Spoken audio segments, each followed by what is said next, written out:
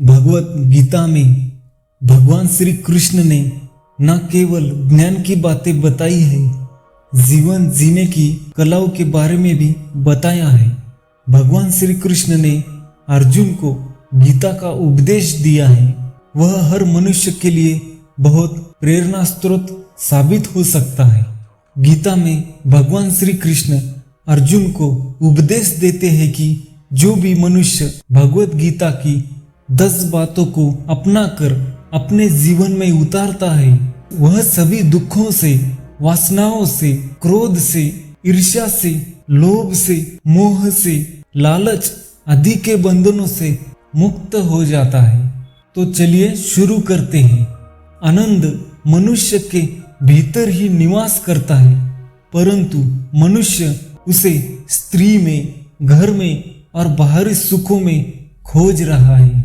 श्री कृष्ण कहते हैं कि भगवान उपासना केवल शरीर से नहीं बल्कि मन से करनी चाहिए। तब भगवान का वंदन उन्हें प्रेम बंधन में बांधता है।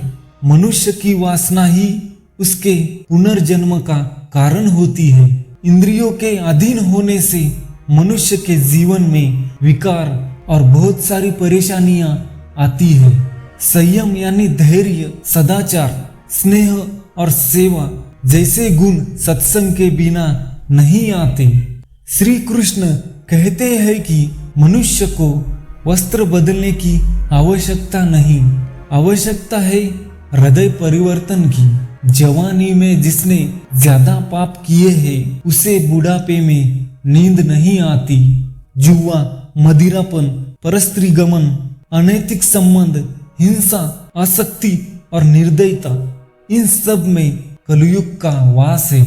मनुष्य को अपने मन को बार बार समझाना चाहिए कि ईश्वर के सिवाय उसका कोई नहीं है और साथ ही वह भी किसी का नहीं है। यदि पति पत्नी पवित्र जीवन बिताए तो भगवान पुत्र के रूप में उनके घर आने की इच्छा रखते हैं। भगवान इन सभी कसौटियों पर कसकर जांच परख कर ही मनुष्य को अपनाते हैं।